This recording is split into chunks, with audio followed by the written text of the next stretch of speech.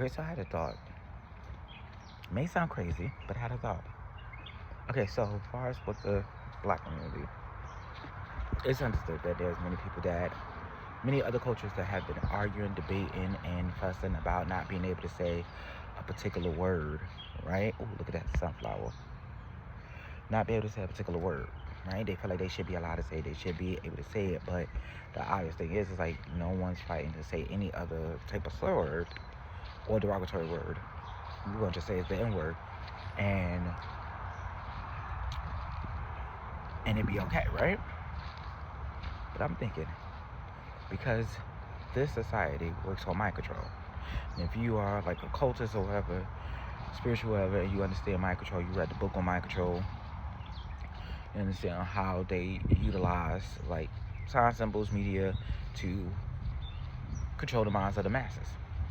And then thinking about a particular time in history where they took symbols that was in other cultures labeled good, defined as good, or defined in a positive light or higher vibration, but it was used in the midst of crime and violence and hatred, right?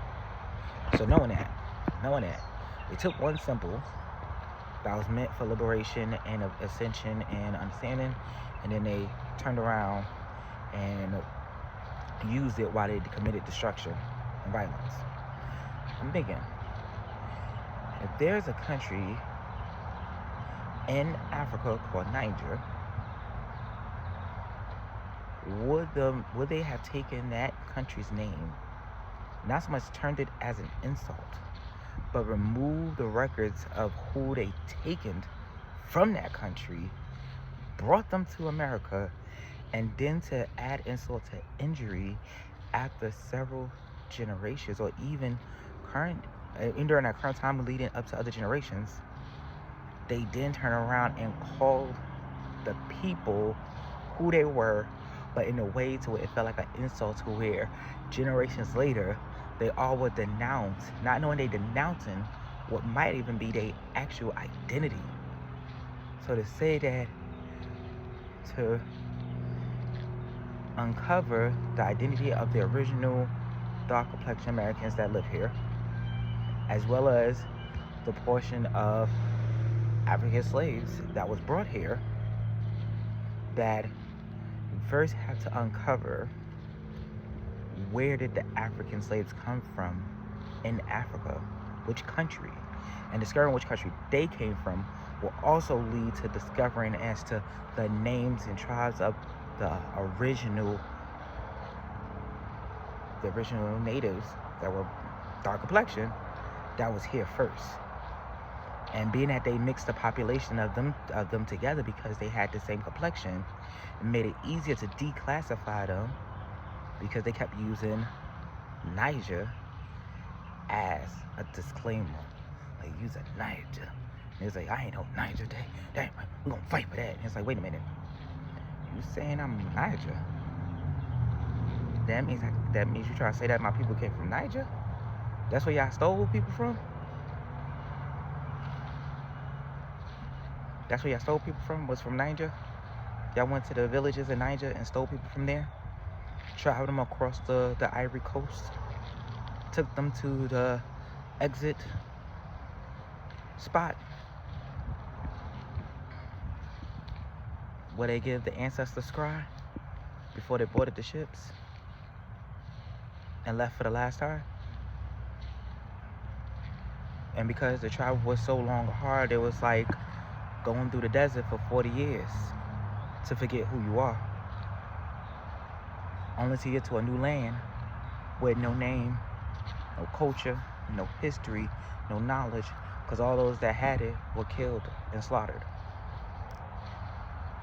So I'm just speculating on that. Not sure if there's any weight to it, but I'm wondering.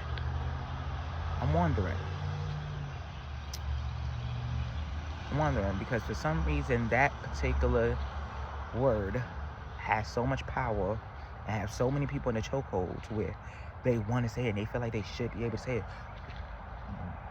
Could it be that spirit's moving them to say, hey, this is their identification, this is who they are, this is where half of them came from? And from not even so much as discovering, but from uncovering and revealing the truth as to this is where the ones that was taken came from, and these are the ones that was always here, and this is who they are. Because who's to say that, honestly, most of the, if the, because I was gonna say if the Moors had taken over, the Moors was in charge of most of Europe, and they had led high society for several centuries until they was ousted, right? They had to flee. And if they had to flee, where would they go? Where would they go? Right? They'd had to go to a place that no other culture has really been settled into, which would have been the Americas. And then if the Egyptians had to flee when the Arabs conquered Egypt and they left, where did they go? Where did they go? Some of them had to run to where? To the Americas. And if both of them had fled and left to save their youth, to save their culture, they left and ran to the Americas. But when they came to the Americas, they had to strip themselves of who they were and what they knew, or mainly who they were, to keep their identity hidden in the roots. But at the same time, it makes you wonder who's really in charge. Because who's really pulling all the strings? And are they really afar? I mean, is they like far away?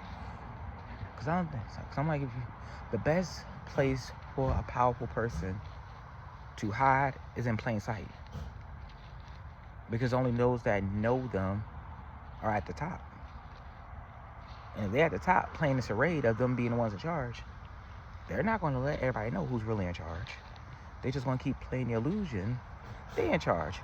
But really, they're looking at those that are in charge, and they're hoping and praying that the ones that is in charge don't realize or remember you the one that's in charge. But this is not the spread, division, or any of that type of shit. Just sharing random things that I have. I don't want to call it a vision, but hey, we'll go with it.